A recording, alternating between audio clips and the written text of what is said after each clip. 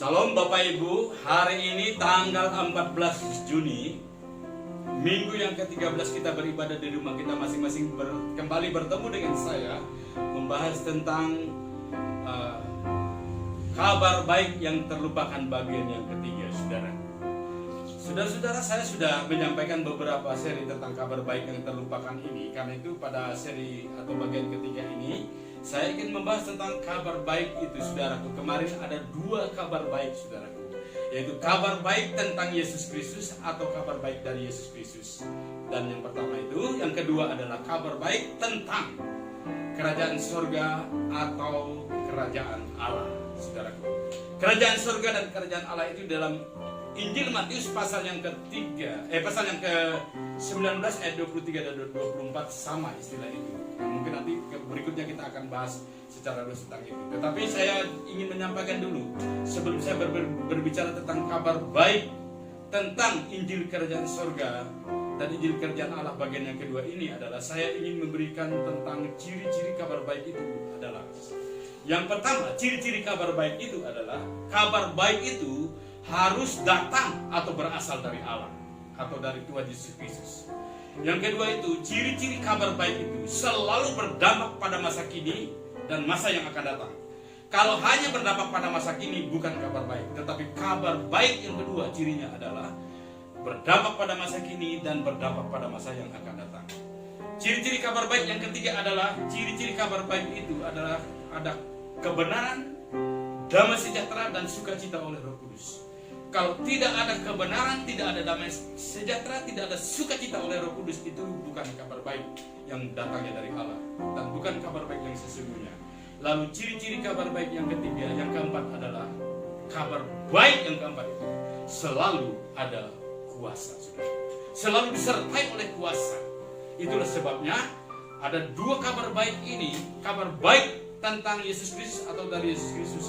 Yang kedua adalah kabar baik tentang kerajaan surga inilah menjadi hal yang penting, saudara. Kabar baik datangnya dari Allah, kabar baik berdampak masa kini dan berdampak masa yang akan datang. Kabar baik selalu ada kebenaran, damai sejahtera dan sukacita oleh Roh Kudus, dan kabar baik itu selalu disertai oleh kuasa. Hari ini saya akan berbicara tentang kabar baik tentang kerajaan surga atau kerajaan Allah, atau Injil tentang kerajaan surga atau Injil tentang kerajaan Allah, saudara.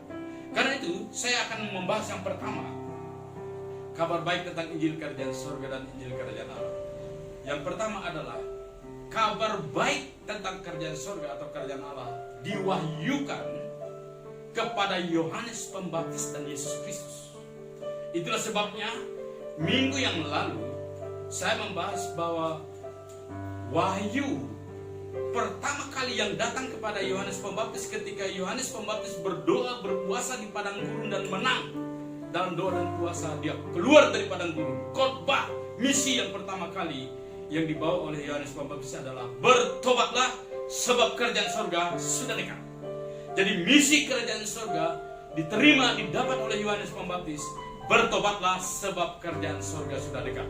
Kata bertobat artinya metanoia, berbalik. Semua orang, semua baik orang Yahudi, semua siapa saja harus berbalik kembali kepada kerajaan surga. Dan kerajaan surga itu sudah dekat. Sudah dekat dalam bahasa Yunani dipakai engus. Kata engus itu juga dipakai istilah ada di tangan, at the hand.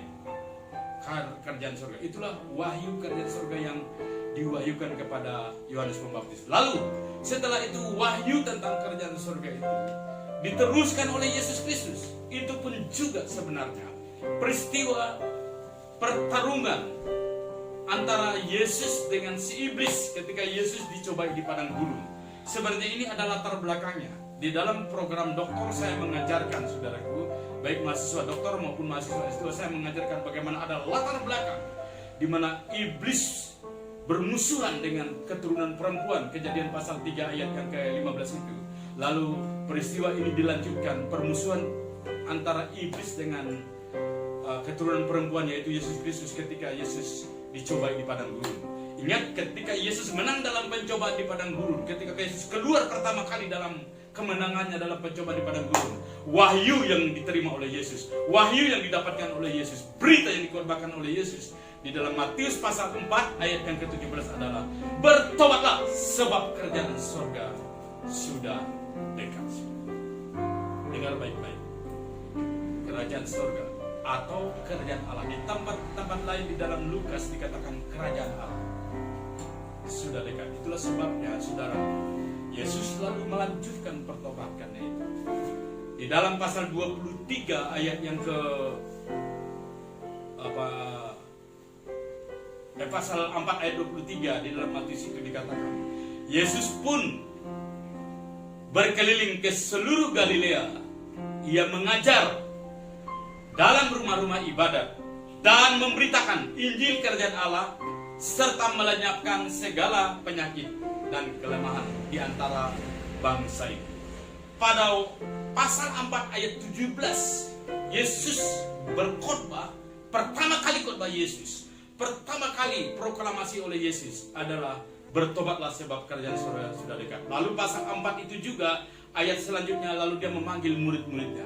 Setelah itu ketika dia bersama-sama dengan muridnya, lalu dia berkeliling di seluruh Galilea. Ia mengajar di Didaskalia dalam rumah-rumah ibadat dan memberitakan kerajaan Allah. Memberitakan dipakai di situ keruso. Keruso artinya proclaim atau proklamasi, saudara. Jadi ada 3 hal yang diproklamasikan oleh Yesus Kristus selama hidupnya dan selama pelayanannya. Proklamasi yang pertama yang diproklamasikan oleh Yesus Kristus adalah proklamasi tentang kerajaan Allah. Memberitakan Injil kerajaan Allah atau memproklamasikan tentang kerajaan surga. Lalu proklamasi yang kedua yang diberitakan proklamasi oleh yang disampaikan oleh Yesus adalah proklamasi tentang kuasa. Lalu dia berkata, lalu dia memberikan kuasa kepada murid-muridnya. Dia menyembuhkan segala sakit penyakit. Dia membuat mujizat. Lalu setelah hari terakhir ketika Yesus mau naik ke surga, atau setelah Yesus naik ke surga, pada waktu dia memproklamasikan amanat agung itu, kepadaku telah diberikan kuasa. Jadi Yesus memproklamasikan yang kedua adalah proklamasi tentang kuasa. Dan yang berikutnya adalah, saya mungkin akan bahas yang berikut adalah proklamasi tentang penyertaannya. Jadi proklamasi tentang kerajaan surga inilah yang harus kita beritakan, yang harus kita kabarkan, yang harus kita ajarkan kepada orang-orang lain. Lalu yang berikutnya di situ, setelah dia proklamasi itu, lalu dia menyembuhkan. Kata menyembuhkan di situ di dalam ayat yang ke-23 pasal 4 dalam Injil Matius itu adalah terapeut. Dengar baik-baik. Dia mengajar di rumah ibadah di Didaskalia. Lalu yang kedua, dia memproklamasikan Injil kerajaan surga atau Injil kerajaan Allah, keruso. Dan yang ketiga, Yesus terapeut, menyembuhkan. Saudara, seringkali orang berbalik. Banyak orang menyembuhkan dulu, mengajar tentang mujizat dulu, mengajar tentang kebenaran dulu, dan jarang mengajarkan tentang kerajaan surga. Seharusnya yang harus kita ajarkan adalah mengajar, memproklamasikan kerajaan surga dulu, baru menyembuhkan terapeut, saudara. Saudara, inilah wahyu atau misi yang didatangkan dari surga ketika Yesus turun dari surga ke bumi, saudara. Saudara yang saya kasih dalam Tuhan Yesus Kristus, berikutnya kita akan khotbah minggu yang akan datang. Bagian yang berikutnya, bagian yang keempat adalah, saudaraku, misi kerajaan surga itu diberitakan oleh Yesus Kristus. Lalu Yesus Kristus mengutus murid-muridnya untuk memberitakan misi kerajaan surga. Saudara, saya ingin mengulangi sekali lagi. Ciri-ciri kerajaan surga adalah datangnya dari Tuhan atau dari Yesus Kristus.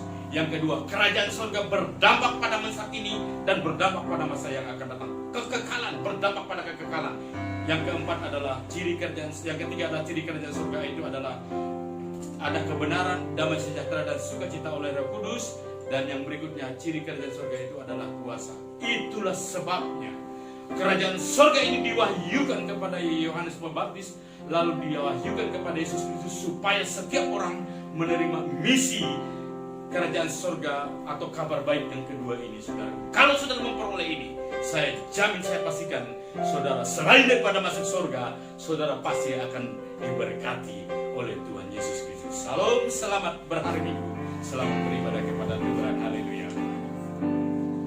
Asalkan ku selalu berjalan dalam janji Tuhan, ku hidup dalam kerajaan yang tiada tergoncang.